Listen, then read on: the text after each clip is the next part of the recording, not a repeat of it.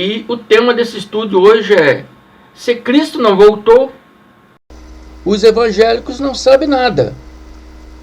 Se Cristo não voltou, como muitos dizem que Cristo ainda vai vir, que aí ainda não aconteceu, né? Todas aquelas coisas que ele disse para os apóstolos que aconteceria na vinda dele, ainda estão esperando o juízo, ainda estão esperando a destruição de um templo que nem existe mais, que já foi destruído.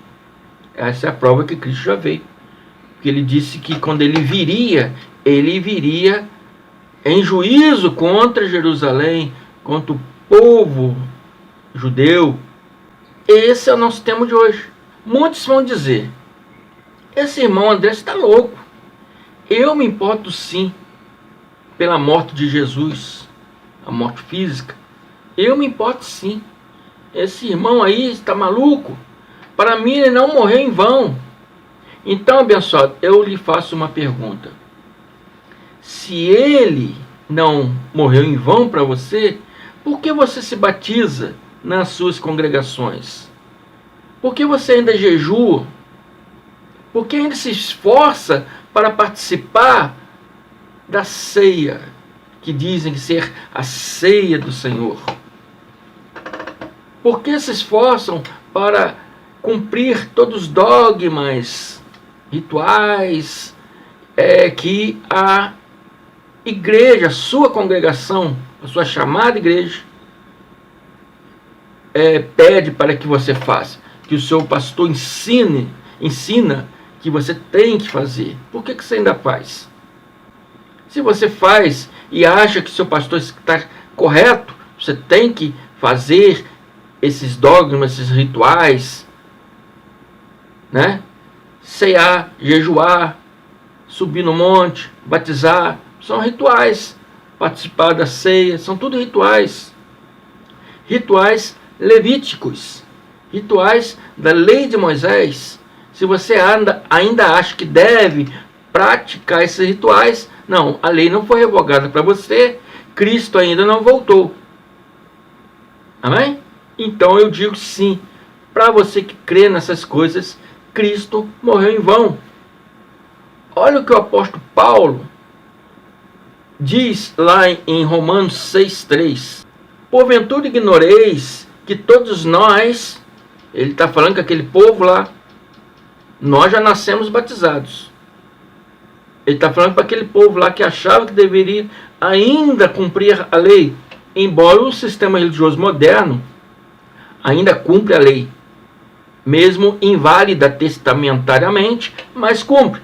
Então Paulo está dizendo: porventura ignoreis que todos nós que fomos batizados em Cristo Jesus, fomos batizados na sua morte?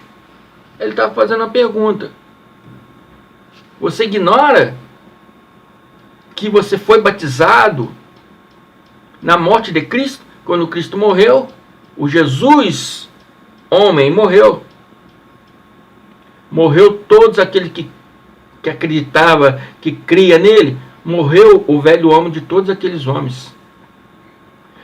Quando Jesus ressuscitou já o Cristo glorificado, o Espírito glorificado, todos aqueles homens que morreu no seu velho homem, em carne, figuramente falando, renasceu em Cristo espiritualmente.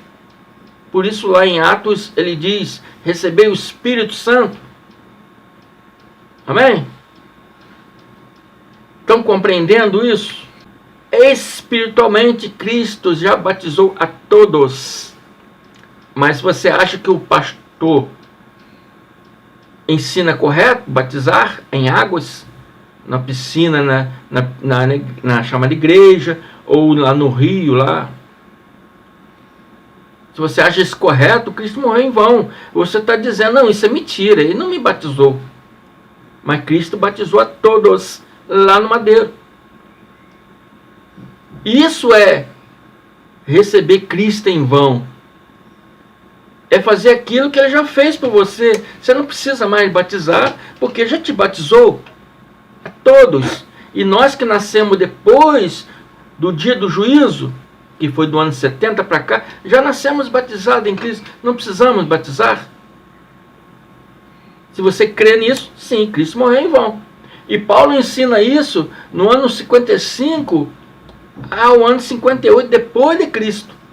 Muitos ainda ignoram, né, essas palavras, esse conhecimento. Muitos dizem ser doutores do conhecimento, não conseguem compreender isso. Acha que o povo ainda tem que cumprir aquilo que Cristo veio para destruir. Então, se você ceia, se você batiza, se você participa da ceia do Senhor, né? Se você tem que jejuar para receber o Espírito, se você tem que batizar, você tem que subir no monte para buscar o Espírito, é uma pregação mentirosa, é um ensinamento mentiroso, é uma falácia religiosa que os pastores estão ensinando. Não tem nenhum cumprimento na palavra ensinar você, cristão, a fazer isso.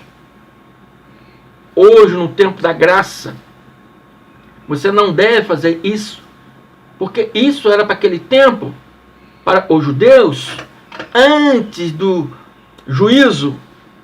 Depois do juízo, depois da queda do templo, a lei foi revogada. Espiritualmente no madeiro e fisicamente no ano 70 foi revogado. Observe, por exemplo, o primeiro domingo do mês, muitas congregações fazem, né, a ceia primeiro domingo do mês. Então, o primeiro domingo do mês, observe só, você vai à sua congregação para participar da ceia do Senhor, né? Você está fazendo em memória de quem está vivo ou de quem está morto? Como Cristo está para você, vivo ou morto? Que Paulo nos disse lá em 1 Coríntios 11, 26, porque sempre que comeres deste pão e beberes deste cálice, vós anunciais a morte do Senhor até que ele venha. Então, se o Cristo ainda não veio para você, ele ainda está morto para você. Ainda não veio. Baseado aqui no livro histórico de Mateus, eu vou provar para vocês que o que eu estou falando é verdade. Ele já veio, já voltou nessa segunda parousia, né? E as pessoas ainda não acreditam nisso. Entende? Isso foi lá no dia da destruição do templo, que hoje, sabendo que foi no ano 70, eles não sabiam a data, né? Mas hoje nós sabemos que foi no ano 70. Muitos aí que se acham conhecedores da palavra, senhores do conhecimento, se sabem, não querem ensinar.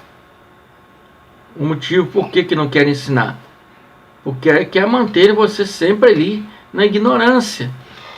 Aqui, na graça de Deus, não é assim. Mateus 25, começando 1, Mateus diz assim: e saindo ele do templo, ele, Jesus, e os discípulos, disse-lhe um de seus discípulos: mestre, olha que pedras, né, maravilhosas, e que edifícios, né? Porque esse templo foi reformado, né? Há 16 anos antes de Jesus nascer, esse templo estava destruído. E o rei da Judéia, Herodes o Grande, Herodes Antipa, foi o que mandou cortar a cabeça de João Batista. O pai dele, o Herodes o Grande, ele reconstruiu, reformou aquele templo, né, por uma causa política. Ele queria ficar bem com os judeus, então mandou reformar aquele templo e colocou ali as melhores pedras nas estruturas, entalhou ali letras, né, das escrituras em ouro, né? Então ele fez os melhores artifícios suntuosos e todos os judeus ficaram maravilhados com aquilo. Os discípulos também ficaram maravilhados com aquilo. O que aconteceu? Quando eles viram aquilo, falaram: aí, Senhor, que coisa linda, maravilhosa. E Jesus respondeu para ele: vê esses grandes edifícios, vê essas coisas que vocês estão bobados em ver aí, não ficará pedra sobre pedra que não seja derrubada. E os discípulos interrogaram ele, dizendo: dize-nos, quando acontecerão essas coisas?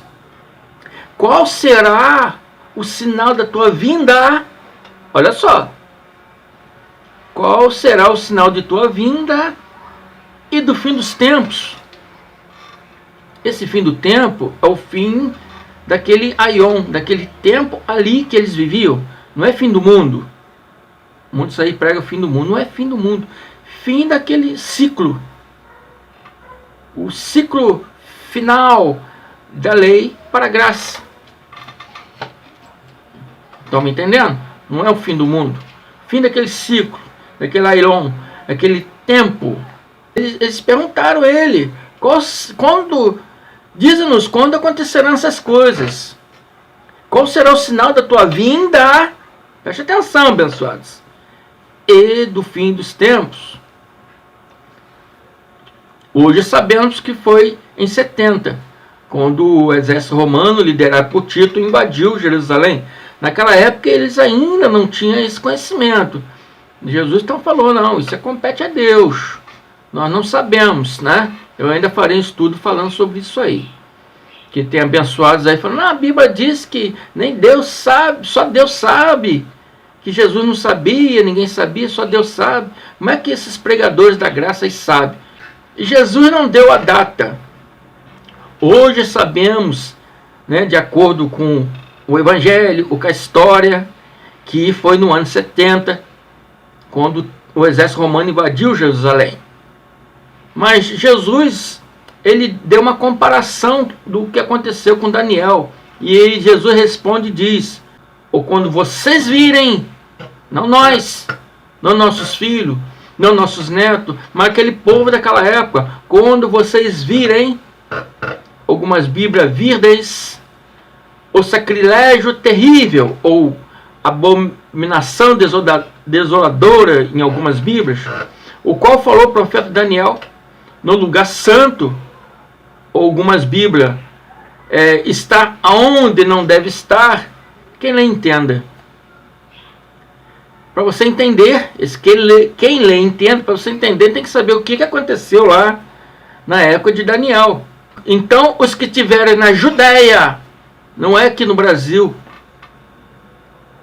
não é, né, na América Central, no México, não é, que o Brasil fica América do Sul, não é lá na América do Norte, Estados Unidos, não é na África, não é lugar nenhum, abençoados. Isso aqui foi na Judéia, lá em Israel, na época deles, quando Jerusalém foi invadida. Então, os que estiveram na Judéia, fuge para os montes. Para quê?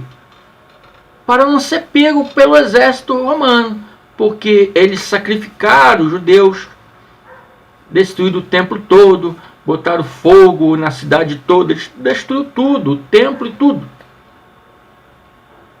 Isso que Jesus está querendo falar, o que o profeta Daniel disse, falou, predisse.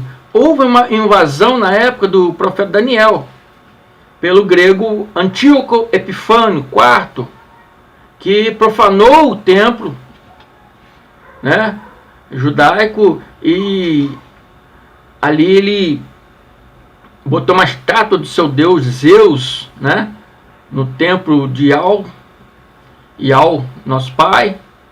Ele botou uma estátua de Zeus, profanando o templo. Proibiu os judeus de praticar sua religião, proibiu o sábado, proibiu o sacrifício religioso, proibiu tudo. Ele transformou o templo judeu num templo grego, com as crenças gregas, com os deuses gregos. Antíoco fez isso. Foi a revolta lá dos judeus que botaram o Antíoco para fora.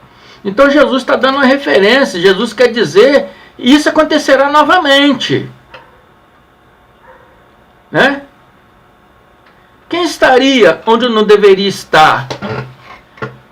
Era o povo pagão romano, o exército romano pagão, com seus deuses pagãos. O templo foi invadido pelo o exército romano, liderado pelo comandante Tito, filho do imperador Vespasiano, que, se fazendo de Deus, ele se assentou no trono de Deus, uma figura de palavra, né?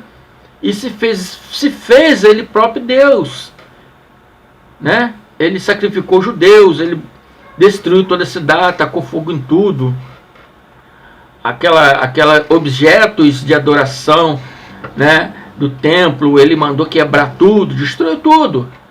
E Paulo relata isso em 2 Tessalonicenses 2. Ele bota assim: não deixe que ninguém vos engane, de modo algum. Antes daquele dia virá apostasia, então será revelado o homem do pecado, o filho da perdição. O homem do pecado era Tito, filho da perdição, filho do imperador Vespasiano. E este se opõe e se exalta acima de tudo que se chama Deus, ou é objeto de adoração. Tudo que é objeto que é usado para adoração ao Deus, né, de Israel, o Deus Ial, né? Ele se opôs contra tudo aquilo, ele quebrou, botou fogo, destruiu, chegando até a sentar-se no santuário de Deus, proclamando que ele mesmo é Deus. Está entendendo? Então você vê como é que a graça de Deus é maravilhosa. Não tem pontas soltas, abençoados. Não tem como não entender. Só se não quiser entender mesmo, que não tiver fé para isso. Não acreditar, não poder acreditar nisso, aí é diferente. Mas não tem pontas soltas na graça de Deus. Tudo se casa, tudo é perfeito. Amém? Abençoados. E isso aconteceu no ano 70, quando o exército romano, liderado pelo comandante Tito, invadiu Jerusalém, né, e destruiu toda a cidade de Jerusalém, botou fogo na cidade, também destruiu o templo, botou fogo no templo, né, deixou tudo em ruínas.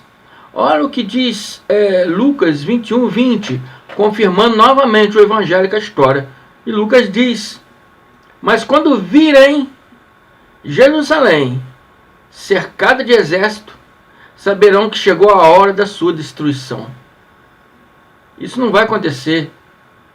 Fica lá Israel e Palestina brigando. De repente, né, Palestina não pode invadir porque senão vai cumprir a Bíblia e vai ser o nosso fim. Não, abençoado. Isso aqui foi no ano 70, quando o exército romano invadiu Jerusalém, tá? Vamos parar de paranoia. Vamos ter mais coerência com o que está escrito na palavra. Não é? A graça de Deus é magnífica. Não tem pontas soltas. Eu sempre falo isso. A história casa com o evangelho. Cristo já voltou, já anulou todos os rituais levíticos, todos os rituais da chamada igreja moderna são da lei. E a lei já foi revogada, já não tem mais validade testamentária. E se você crer, sim, Cristo não morreu em vão para você.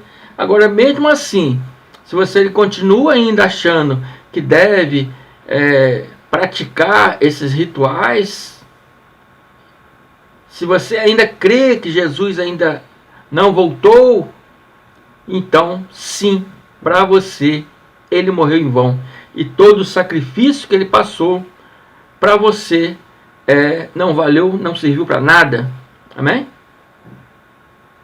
Analisa aí, ouça esse vídeo mais de uma vez para você poder entender melhor. E não há dúvida.